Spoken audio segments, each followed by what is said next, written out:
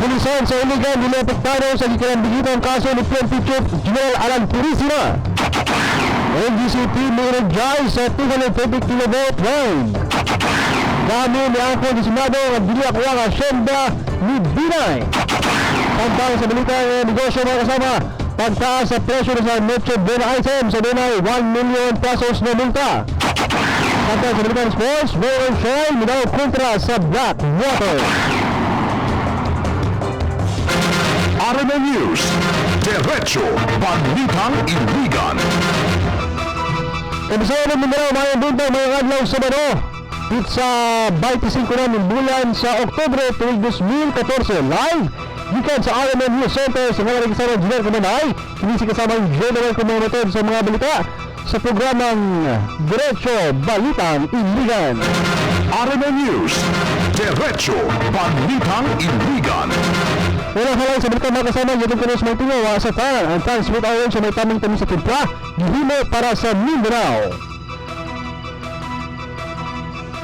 Dilo baliwala ni OIC PNP Director Police Senior Superintendent Yumerega ang taho sa mga kaso sa pagpangarnap ng motorsiklo din sa Lakbayan sa Iligan. Kini may gibutlag nila humando punong matagal o kusulbara ng susama mga kaso nga gipangitabo din sa Lakbayan sa Iligan.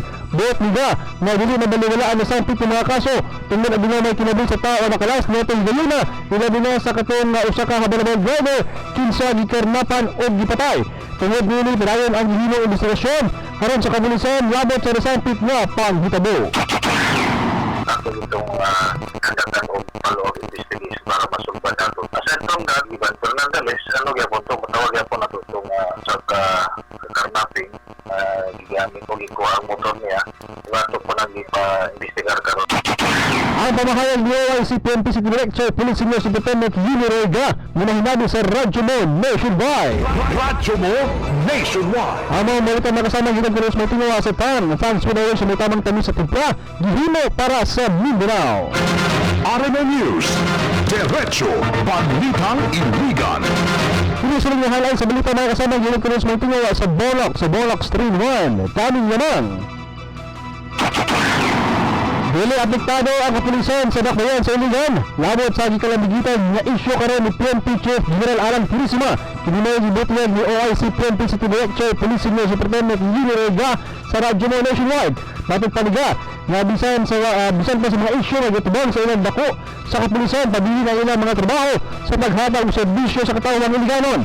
Alang kangga personal nga problema sa ilang Chief PNP ang yatubang nini karon panahon hinungdan nga dili sila angay maapektuhan nini. Wala na mo i-entertain kayo dahil pa sa akong pagsurisuri sa atong mga kwadre, atong goberyonis sa kwadre.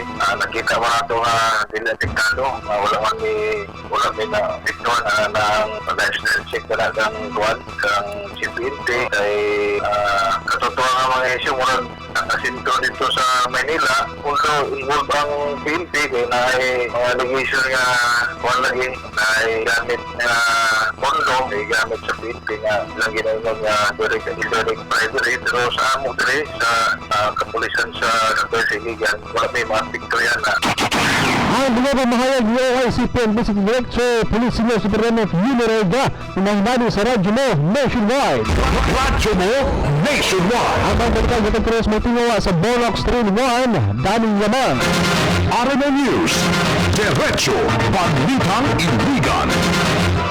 Ang paramdam sa umabot na ako na ginahinanglan sa kuryente sa Mindanao, ang National Grid Corporation of the Philippines kung NGCP ni-energize sa 230 kV line sa Villanueva ni San Jose Oriental. Nato na sa Maramag Bukidnon, laging bahay sa second stage sa bagong Mindanao 230 kV transmission backbone project ang gila na kirahon Maramag 230 kV line ang high voltage transmission facility nga mahatag og vital link sa Northern Mindanao.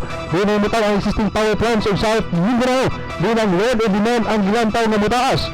Ang Mindanao Backbone Project na mapataas sa transmission capacity sa NGCP sa Mindanao gikan sa 138 kV nato na sa 230 kV mahatag og additional corridor alang sa pag-transmit sa supply sa kuryente gikan sa Agos ug Pulangi hydro facilities. Diin Nagalikan ang kinatulokang power supply sa Mindanao. Ang habatan ng Mindanao, ilabi na ang Soksad John Agdaba Mawang Load Center sa isla tungod kay kini sentro sa komersyo. Ang NGCP gikinahanglan makasiguro na ang power ma-generate gikan sa norte kasalinan na matransmit natin ang Soksad John Agdaba ilabi na sa panahon sa tingunit. Ang kirahon maramag line ug ang bagong Mindanao Transmission Line o backbone makasiguro sa supply ng tubod sa demand sa habagatan. Kini may garantiya sa Pangulo ug CEO sa NGCP na si Harry C. Jr. Batid pa sa NGCP, ang Southeast ug Southwest na bayan sa Mindanao may compromise sa 49% sa tubok na power demand sa Mindanao. Kini nagpakita lamang sa kamanggaran sa pagpataas sa transmission capacity gikan sa amihan ngadto na sa habagatan pinagi sa Mindanao Backbone Project. Radyo mo nationwide. Subay sa mga balita kasama ang kirahon maramaglan na dunay estimated cost na 988 milyones ka pesos ka mitraverse sa duha ka lugar ug 8 ka munisipalidad. Ang NGCP usa ka pribadong korporasyon nga nag-operate, maintain ug develop sa power grid sa nasod. Kini nagpadala sa high voltage electricity pinagi sa power superhighways nga nag-appeal sa interconnected system sa transmission lines, towers, substations o ibang pan-related assets. Ang mga consortium adunay kontrata na 25 o 25 katuig aron pagpadagan sa power transmission network gikan ginagluban sa Monte Oro Grid Resource Corporation gipangunahan ni Henry C. Kalaka High Powered Corporation gipangunahan ni Robert Quijano Jr. ug ang State Grid Corporation of China aging technical partner. Radyo mo nationwide. Niyang kolang negosyante nga gikaingon dami ni Vice President Jejomar Binay na rin siya ang nanagiya sa yuta o mga mansyon na nasunod sa 350 ka hektarya nga Hacienda Binay sa Rosario, Batangas. Giangko ni Antonio Tio, presidente sa Sunchon Real Estate and Development nga ang kumpanya niya ang Sunchon igo lang ni palit o katungod kung Yusuf Rock gikan sa kan Laurilio Gregorio aron magamit ang Hacienda Binay isip agro-tourism park. Takong kabalitaran ni ang silingon ni Binay na kansyon na ang ahensya Biman iyang gibaligya ang interes sa Agri-Fauna Incorporated sa hugtanong pangutanan ni Senador Alan Peter Cayetano. Giangko ni Chiu na 11 milyones per ang nabayad ni kay Mr. Gregorio para magamit ang Hacienda lakip ang agro-tourism park.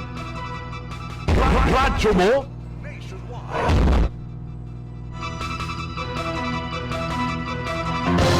Derecho sa Nego. Total 1 million pesos ang pagkabilanggo na dinimulapas sa 15 katuig ang ipahantang sa 15 mang tindahan o supermarket na magtaas sa presyo sa ilang mga Noche Buena items. Kini ang paimangno sa pagpamunuan sa Department of Trade and Industry kung DTI sa mga mulapas sa ilang suggested retail price kung SRP. Tumang nga maghuga ang pipila ka mga supermarket nga mapasaka o presyo partikular na sa mga pagkaon pang Noche Buena. Bumikan usab sa kakulangan sa supply tungkol sa problema sa port congestion. Giklaro sa DTI na nagpabiling walay kabaguhan sa ilang nilang ipagawas na listahan sa SRP alang sa mga Noche Buena items. Ay mangno sa DTI sa mga retailers sugtaro nilang sundon ang gitakdang SRP kumikan kay oras ng magpagbigaan. Nagmanipula sila sa presyo sama sa profiteering na usa sa paglabas sa Price Act. Magkatubang sila sa multang 1 million pesos gawas pa sa pagkabilanggo o 15 katuig.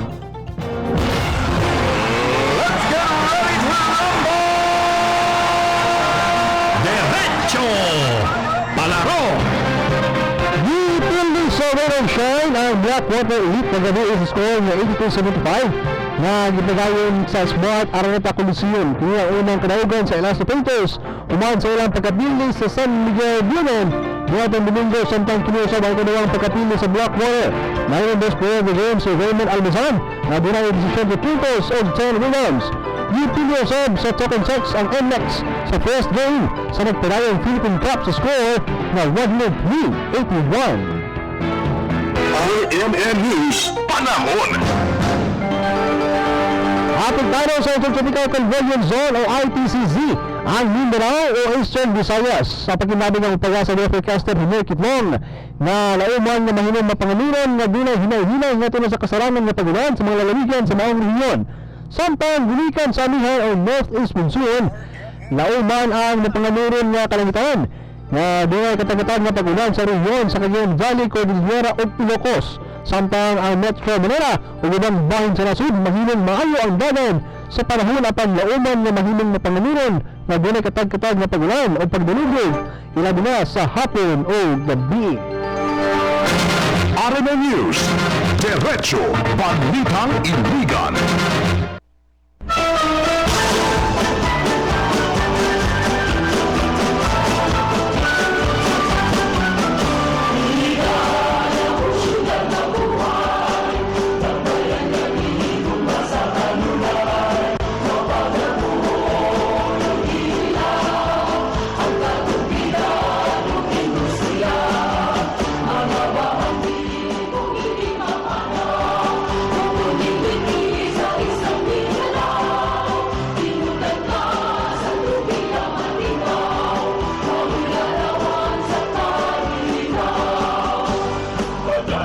Mga kasama, mabuhay ko sa itong programa ng Diretso Balitang Iligan. Apan sa inyo pa, doon na ipaigayon check-up sa mga senior citizen sa tanang kapurukan sa Barangay Abono karon November 3. Lunes na siya mga kasama, alas 10 sa buntag hangtod na sa alas 2 sa hapon. Ihanyo ang mga tanang kapurok o pulukilos na makigkulinar sa barangay alang sa mga aktibidad. Ang maobal pahibalo gipanangat pinagi ni Kagawa de Noel Antig, chairman sa committee sa senior citizen sa maong barangay.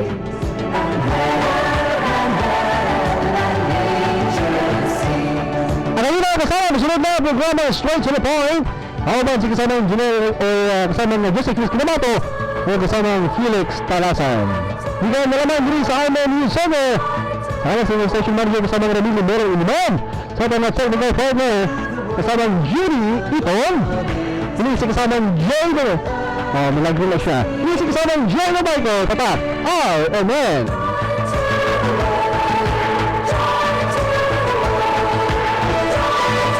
Oras na bakala 7:38 na sa buntag.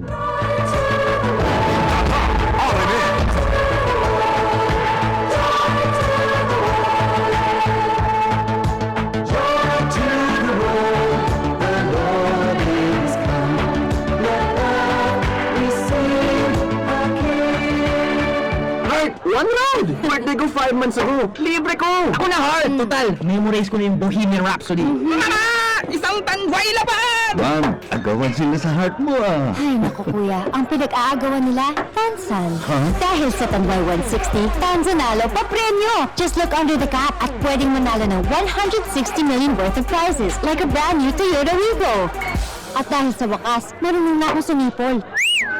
Ako nang taya. Heart you! Tanway 160 Tanzanalo pa premyo. Promo runs till November 30, 2014 only. Per DOH FDA CRFF permit number 0572 series of 2014. Drink responsibly. Joy! Sa tamang kontrol, makakatipid kayo. Litro, litro. Sa litro haluin, bawat buhos nyo dapat paliliin. Ubos, ubos, ang dalawang bar namin. 10 peso Joy, tuloy pa rin. 10 pesos based on SRP. Karamihan, mapagpasalamat pagpatak ng uwian. Ay, salamat. Ha? 5:30 na? Thank you, thank you. Pero pag sinabing, Sinong pwede mag-OT? No thanks. Boss, ako na! Lando Ganado po! Ganadong mag-OT kasi nagko-cobra ako! Cobra Energy Drink. Pagbuhos, buhos din sa trabaho si Lando. Tapos